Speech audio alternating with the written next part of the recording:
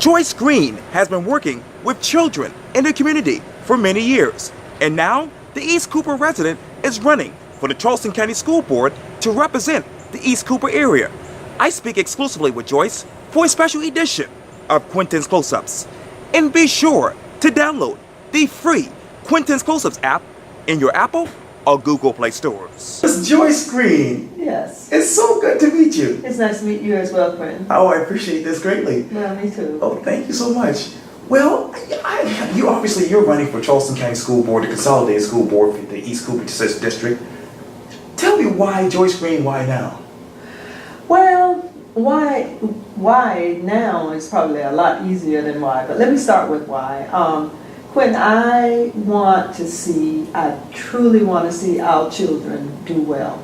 And I think our children, when I say our children, the children of Charleston County deserves to be able to get a great education.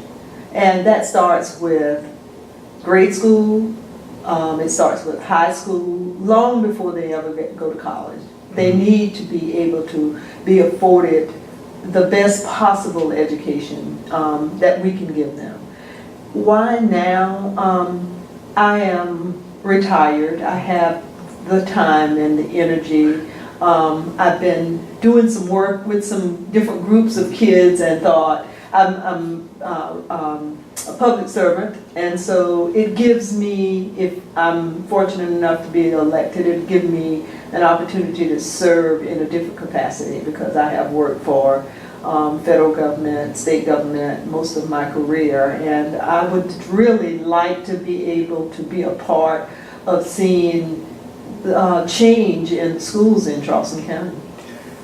As you know, there's some developing news right now. I'm sure you've heard of it, with the Marvin Yevers situation, the Charleston County School Board with his alleged child porn case. If you were on the Charleston County School Board right now, what action would you take about this case as far as its investigation in your mind? Well, I have an HR background, okay? So the first thing I would say, and I'm answering you without knowing exactly what happened, sure. But should this case, what I know about it, have come to the school board and I was on the school board, one of the first things I would have said would be, we have to protect our children, first and foremost. And so you walk that line of saying someone is guilty before they're proven guilty, but you can't do that at the expense of children. You can take appropriate action based on the information that you have, and then if you have to go back and rectify that, for instance, had they suspended him or terminated him and found out later that they could bring him, that he was innocent, they could always bring him back or do away with the suspension. You can't do away with an attack on a student.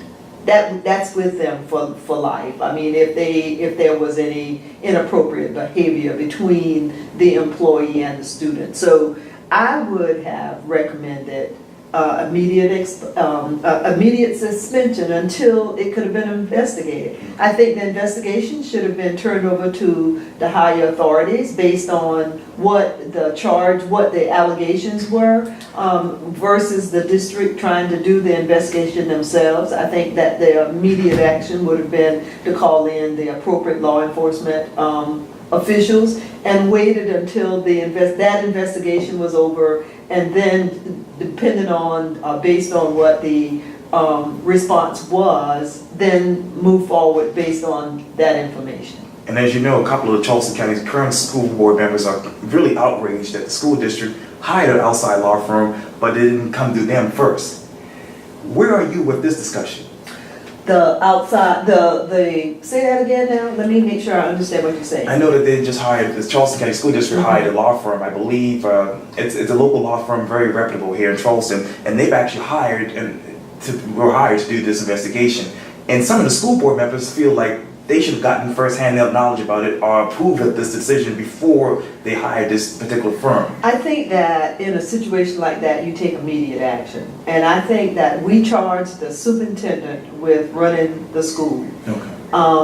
She is in charge of what goes on day to day in those schools, and that includes when these kinds of things happen. Now, because of the egregiousness of if this gentleman is found guilty, and I'm not sure if it's been there's been a disposition. I know this happened back in 2014. Yes, ma'am. So I'm not sure where they are with it, but in my mind, the superintendent had every right to take immediate action based on what she thought needed to happen, and then let the school board know what was going on. Okay. I really feel that in situations like this, it shouldn't be the school board against the administration. They should be working together, because the bottom line is it's about our children, and our includes all of us, both the administration and the board. Okay. So I would see personally,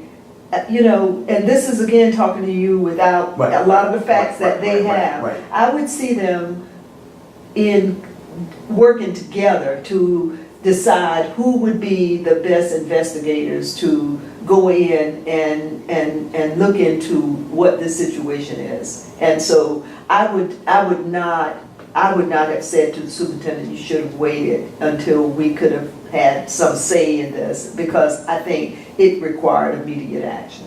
And let me stay with the Charleston County School Board, because obviously you're running for the Charleston County School Board District, for the East Cooper District. And I'm wondering, as we sit here right now, Ms. Joyce, what is the role of the Charleston County School Board in your mind? In my mind, it's pretty clear. I have had a lot of experience working with boards, both as staff to boards, Right. and both serving on boards. And in my mind, it is very clear that the board primary responsibility is to oversee policy issues, to hire and fire the superintendent, to set goals in conjunction with the superintendent, and then charge the superintendent to go and accomplish those goals. So the superintendent is accountable to the board. The board evaluates the superintendent based on what their expectations are of that superintendent. But that is my feel about the responsibilities of a true operating board. And so if you were to evaluate Superintendent Dr. Jarita Postway right now, what letter grade would you give her? It'd be hard to do, Quintin, because in all fairness, Okay. when you evaluate, and I know we're talking here, and I will give you, I will tell you what I think, Okay. but I want to kind of to qualify my comments, because again, this HR person in me kind of, you don't evaluate without some criteria. If you work for me, you and I there should be clear expectations of what I have for you, what it is that you and I have agreed that you are to accomplish over a set period of time. And I don't know what that is for the superintendent. I don't know what the criteria is, but based on the fact that we still have failing schools in Charleston County, based on the fact that it's only been 2 years ago that they have a balanced budget, I would probably say I would grade her as a C. We have some very good schools in Charleston County. You know, when I talk about the failing schools, I can't say that there aren't some good schools. There are some great schools in my area, I mean, over in Mount Pleasant. Right. I want all the schools to be great schools, and that's what I want to fight for. I want to fight that we put every dollar we can in the classroom, that back down to the operating classroom. I want to make sure that those failing schools, we try to find out what's causing it, and then address it. I just believe that there are models out there that we can capture on and use in these schools to help us make those schools more successful. I don't think we can continue to do what we have been doing, because obviously it's not working. And obviously you talk about those schools, and you mentioned a couple of issues right now, such as failing schools. But when you think of the East Cooper District, what free issues are playing in your mind right now? Free issues? Yes, when ma'am. you say free Just top 3 issues. Oh, 3 issues. In my district, fortunately, there are some great schools in my district. I'd probably say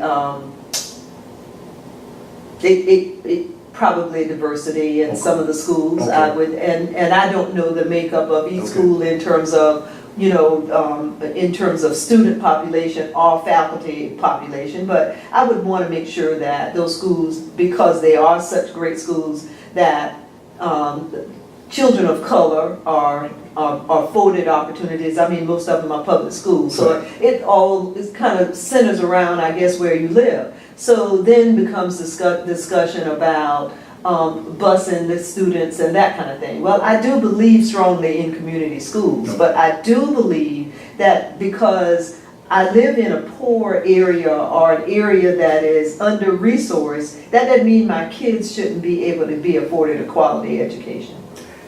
Do you believe in charter schools? I do believe in charter schools. I think they have their place. I think that charter schools, I think charter schools may have evolved into something that may not be all positive. But I think if you were to look at charter schools, in my mind, in terms of what they should be doing, I think that charter schools would be a good addition to regular public schools, because I believe in diversity of all types, and I think we have to provide the parents and students of Charleston County options. I don't think that just one option is the best thing, just like we do the School of the Arts and Science. I think that, if we were to look at charter schools, my thing about charter schools would be, again, access for everybody, for all the kids. Would be, if parents want their kids to go to charter schools, then I want all parents that want their children to go to charter schools to have that ability to be able to do that. And if you were to be elected on the Charleston County School Board, what would you do on day one?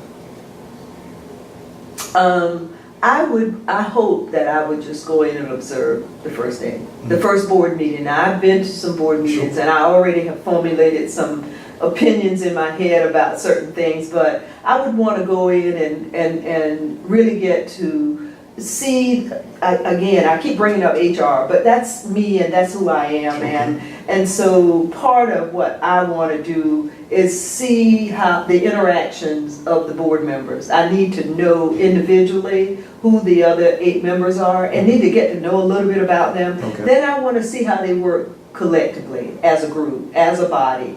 I pride myself with having good interpersonal skills. I'm a trained mediator, and I want to see how they interact with each other. I believe in, regardless to whether you like my opinion or you like what I say, that we always treat each other with respect.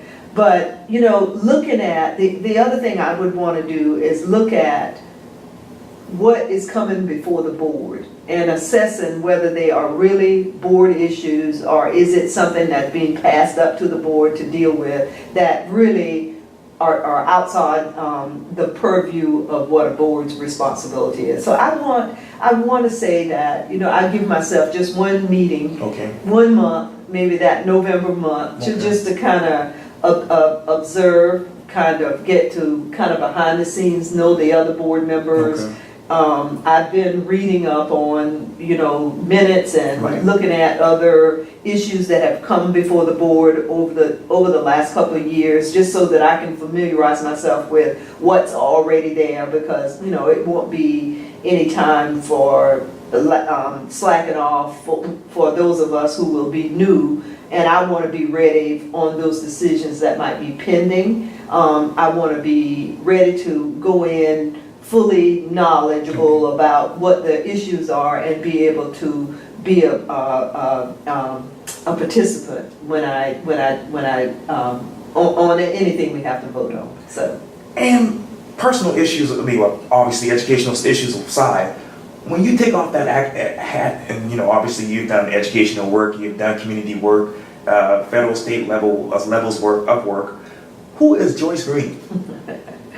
I am the youngest of four from a little town called Reedsville, South Carolina. Yeah, and so I am a product of all public schools, went to an HBCU. As I've said before, my background is primarily in as a public servant. Sure. I worked for the Department of Navy. I worked with the Charleston Shipyard Oh, here yeah. when it was Yeah. back in the day. Yeah, and then I worked for Internal Revenue Service. Okay. I worked for the Department of Revenue, Wow. the Budget and Control Board, and I spent some time at the South Carolina Chamber of Commerce. I've worked all of my life, and I worked as a lobbyist with South Carolina State University. Okay. That was the last job I had Okay. before I retired. Okay. I've had a consulting firm, HR consulting firm now since 2008. I don't have children, Okay. which I think might be a little bit unique for getting on the school board, but I still think that these kids are going to rule our world and our society, and we need to stand by them and give them the best that we can. So I'm an avid reader. I'm a big walker, and so I believe in church and Bible study and all that kind of stuff. So that's kind of who I am. I'm a family person. Oh, great. Yeah, spend a lot of time talking to my family, and most of them are still in Reedsville. Oh, okay. Yeah. So Yeah, wow. anyway, and so that's kind of who I am. That is so great to hear. Yeah. Well, Ms. Joyce Green, thank you so much for your time. I really, really appreciate this. Well, it was great to talk with you, Quintin. Thank you very much for having me. You're welcome. Thank you. Yes, ma'am.